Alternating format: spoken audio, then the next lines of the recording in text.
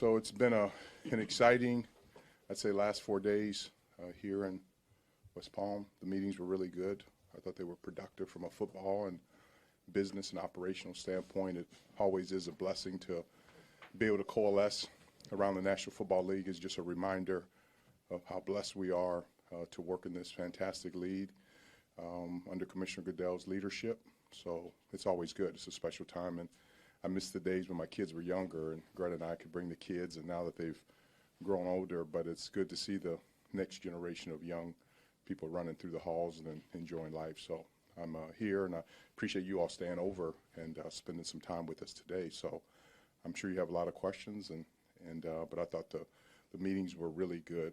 One good thing about these league meetings, they afford us an opportunity to not only talk to our peers at other teams, but also to get meeting time with individuals at the league office. And I just want to commend the league for taking the time, so we're able to talk about different issues from a finance standpoint, from a stadium standpoint, from a football operations, business operations, international, to have other meetings. So it was very productive. So with that, I'll open it up to questions and take as much time as you need. You mentioned the stadium. You've said before that your focus remained downtown. Is that still the case? I'll tell you, the focus now is both downtown and Arlington Heights. And so, you know, one thing I've said it before, these are not linear processes or projects. They take time. They take a lot of energy and effort. I am very, very pleased with where we are.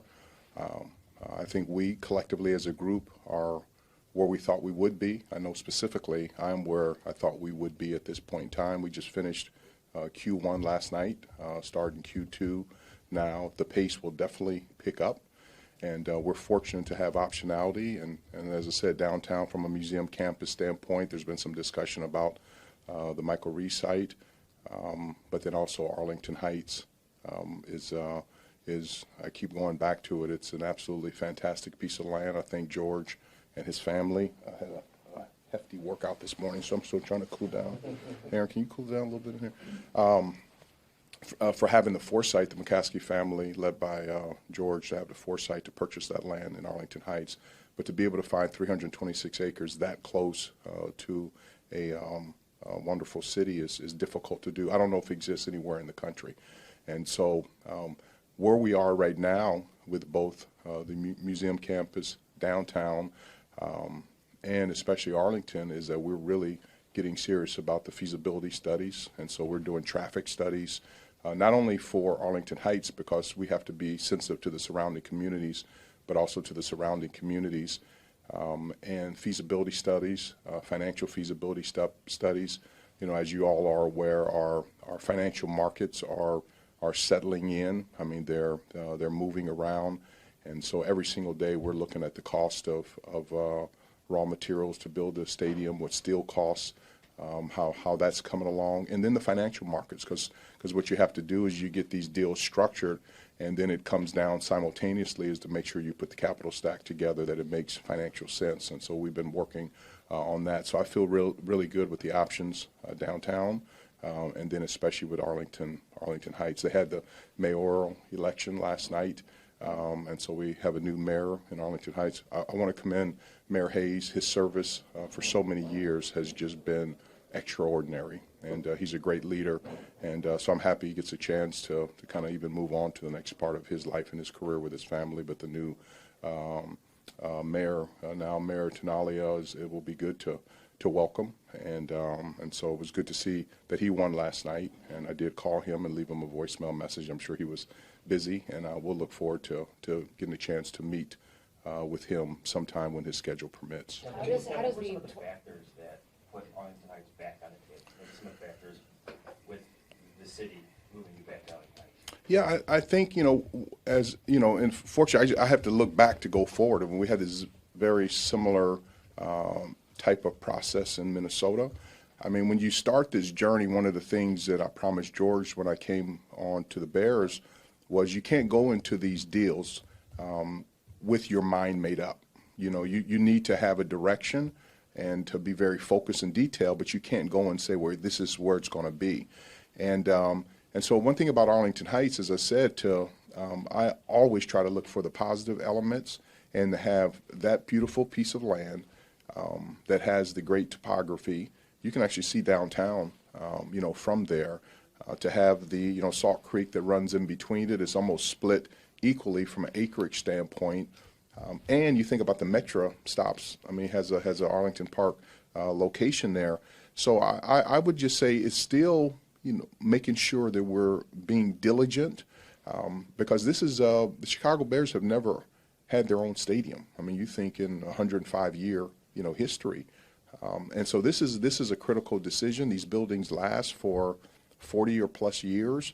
And so the communication, like with Mayor Johnson and his colleagues, is still very strong.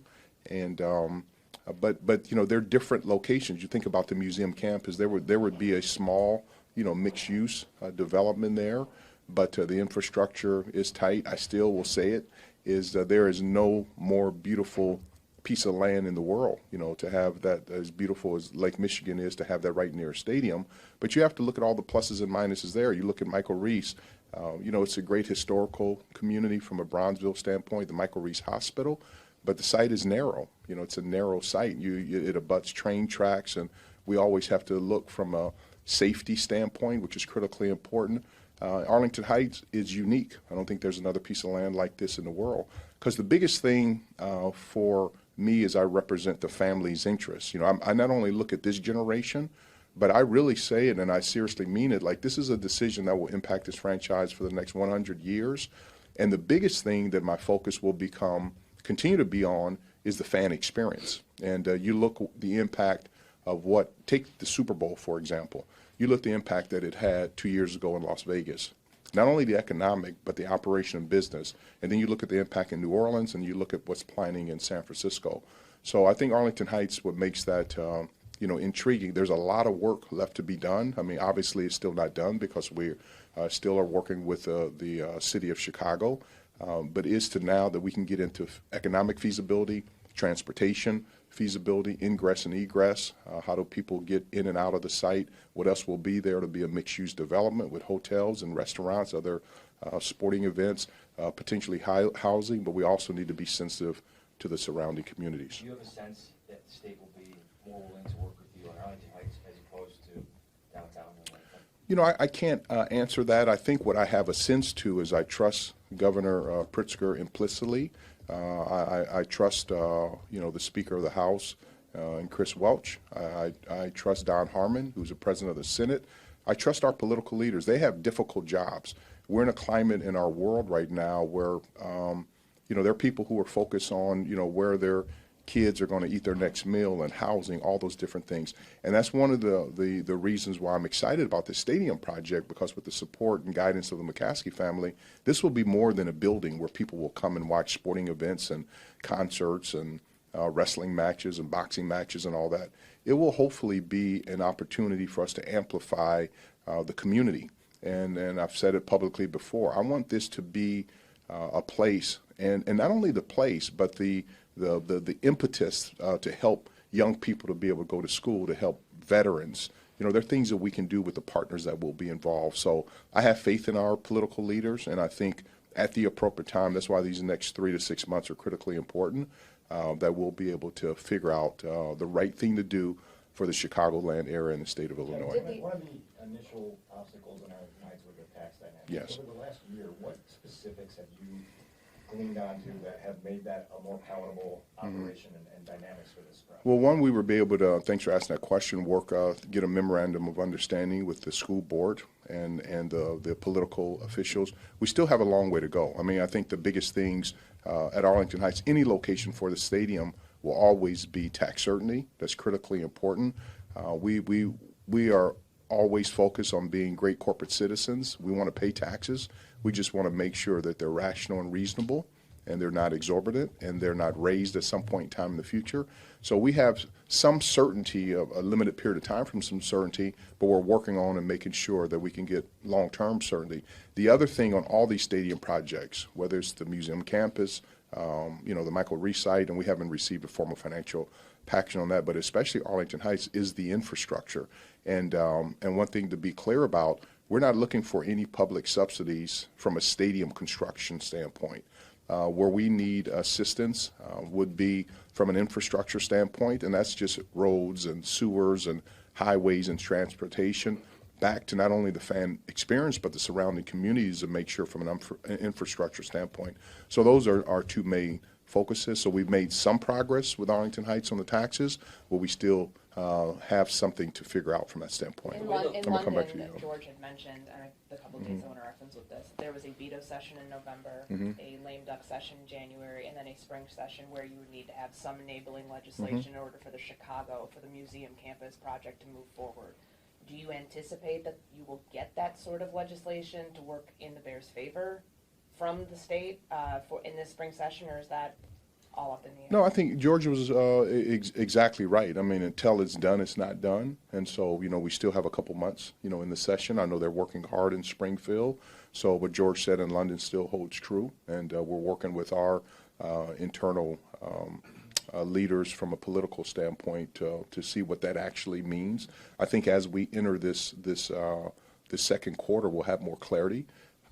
We have a new president, President Trump, getting settled in the White House, and then we have local leaders and the way that it works. Even like I said, having our new mayor in Arlington Heights. So I still feel confident that we'll have positive communication, and the second quarter is going to be critically important. With respect to the previous administration in Arlington, certainly not personal, but merely from an operations standpoint, do you think the new administration with the new mayor, do you think that'll be have positive impact on this process, or do you think it'll make it perhaps more challenging? I don't think anything is ever challenging. Again, in politics, those are tough jobs. I mean, Mayor Hayes was a fantastic leader for a long time. I have not spent any time with the new mayor. I'm hopeful it will continue to be positive. But one of the things I always try to do is make sure I put myself in an individual's shoes and to work through, the issues. And that's one of the things that I'm thankful for from a financial standpoint, to be able to say that we're not looking for any public dollars, from a construction standpoint, especially in this climate. And I think that reiterates the commitment that the McCaskey family has to the Chicago Bears fans. I mean, you think what that is, and I've said it all along. When is the last time that a private family, a private company, has committed over $2 billion toward a stadium? And so having that is very, very helpful. It's one of the reasons why I'm positive that we will be able to figure something out, whether it's downtown, whether it's in Arlington Heights, to say the only issue we need is public infrastructure dollars, which goes to benefit the communities and the surrounding communities, and then tax certainty. I mean, that's as straight up as deal as that can possibly be. So that's really important. Kevin, we've time for a couple more. No, I'll tell you, I'm going to make sure I don't leave anyone hanging. We haven't heard you speak in too much detail about Arlington Heights. Yes. Over the past year, obviously with the focus on Chicago. What's it been like for you? I mean, obviously the things you mentioned around Arlington Heights haven't changed since the family bought it. It's been the same details. What's it been like for you to maybe shift your focus and shift resources to imagining what it could look like there? Well, I dream all the time, and there are many a times I've driven out to the property, even alone, and to be able to just think, what could happen. And you look around the NFL. I mean, you look at even Tottenham. When we played there last year, there were people who were living across the street.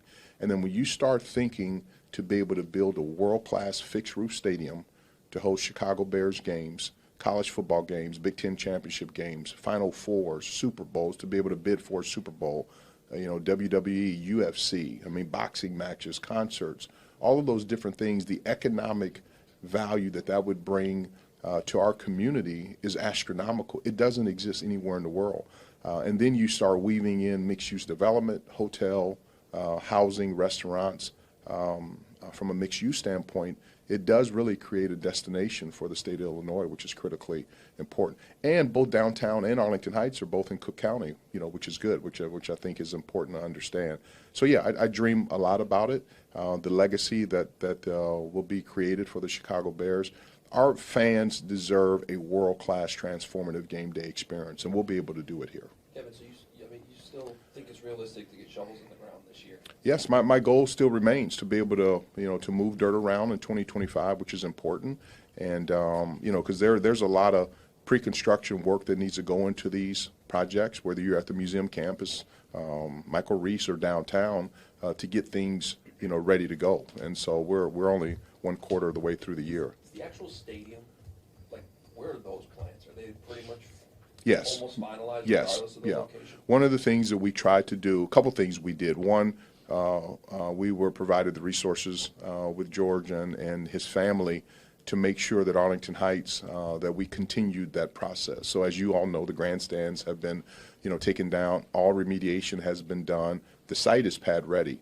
And so we were able to do that. And then in designing the stadium, working with David Manica, we did it in a manner that it was able to move in any different location. Now, constantly we're on it. It's just like anything else. You're tweaking it and making it even better.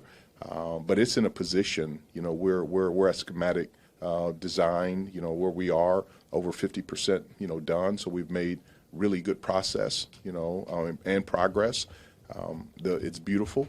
And the good thing about it, it fits in any location that we'll be in. So we spend a lot of time. If I could change clarify, sorry, Mm-hmm. just one more, just to clarify that, there's renderings that were shared by the team Mm-hmm. a couple of years ago.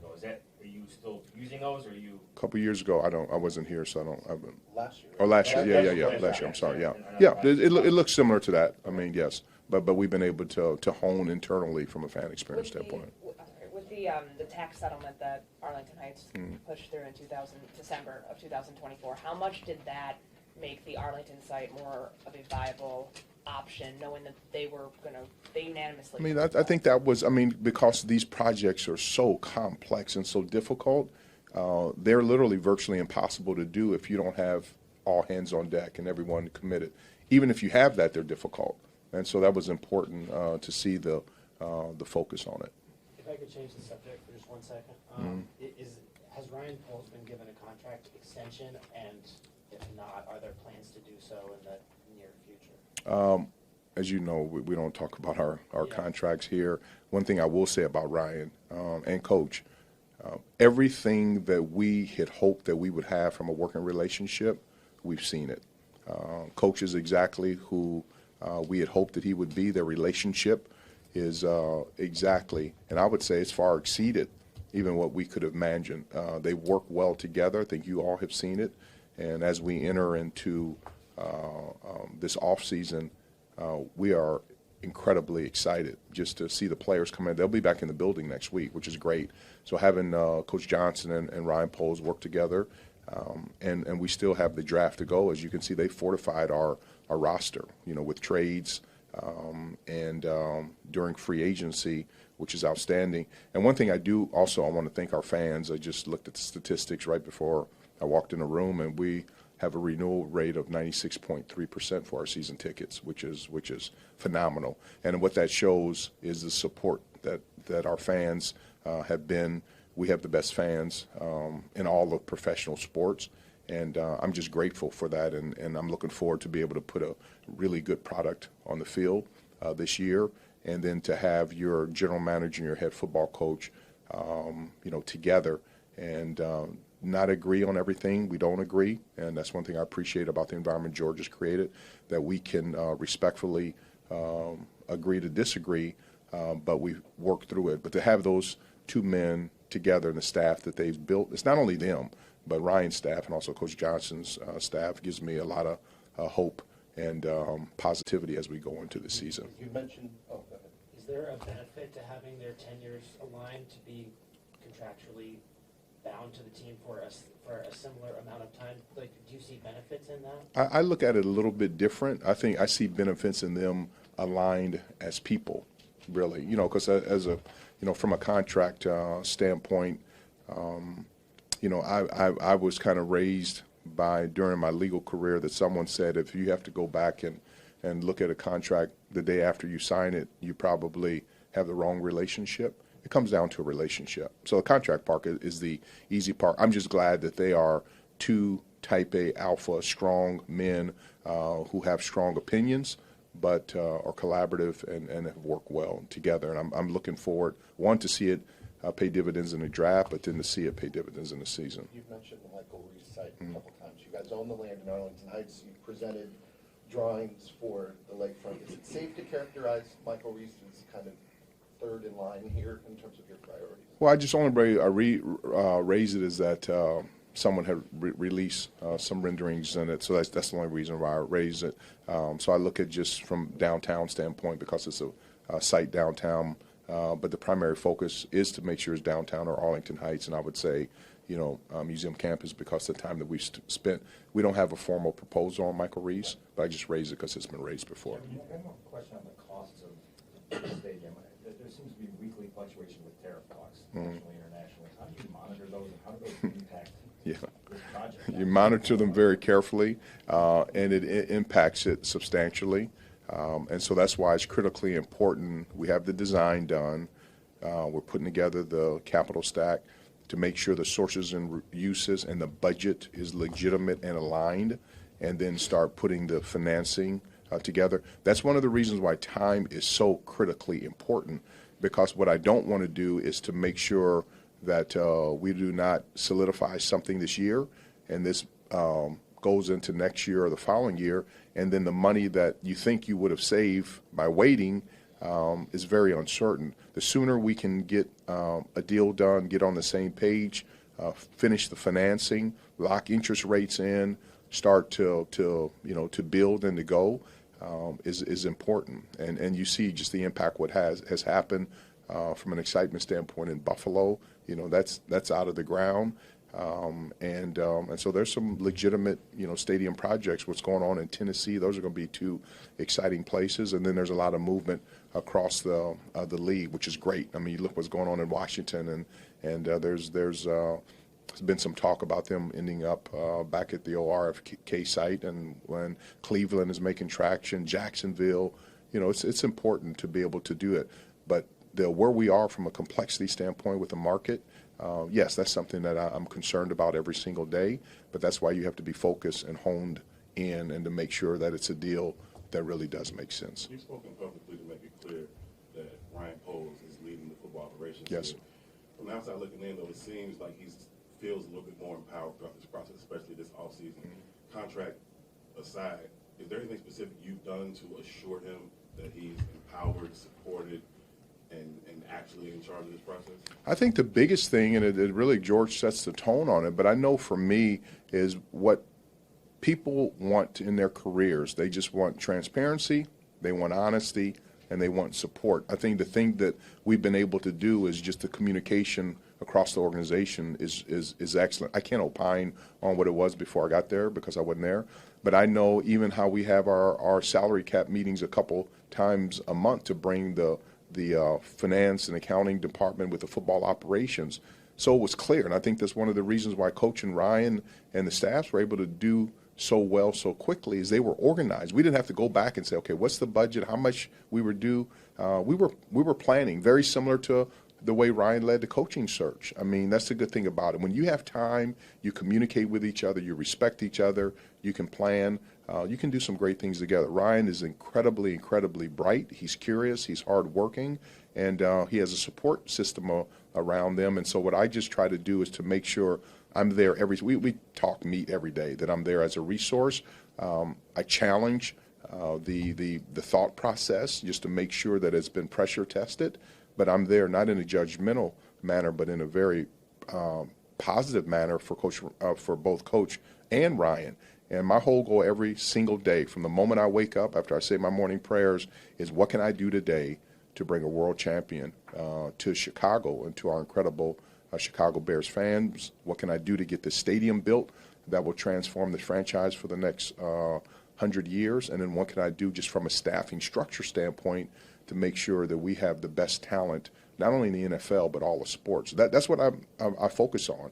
And I just feel that we're in a really good direction. This is going to be a really good year. And to have it to be during the 40th anniversary of the 85 Bears is special. You can feel it. I mean, you can feel the momentum internally. You can feel it here at the league meetings. And now we just need to stay disciplined, operate with integrity and grace every single day, and have a heart of gratitude. And that's why it was so special to have, speaking for me, to have some time with Virginia Hallis McCaskey. Every time I was around her, it moved my heart and soul. And there's certain people you meet in life, the moment that you leave them, you're already thinking about the next time you get a chance to see them. So I know for me and for Ryan and Coach, I will speak for all three of them, what she has meant to us, and having a chance to spend time with her is something that resonates in my soul. And I just wanted, that'd be the greatest gift that we can do, is to build this stadium, build a world-class franchise, handle ourselves with class, grace, and integrity every single day, and then to put another trophy in the lobby, because that trophy there is it's getting lonely. So every time I walk by that trophy in the lobby, I say we're going to do all that we can to bring another trophy there. But it doesn't happen by you talking about it. It happens about doing it, and we have some great leaders. Coach Johnson is everything we had hoped. Ryan's everything we had hoped, and I just try to make sure I'm there just from a supportive standpoint. I appreciate you all taking the time. Thank you. Thank you.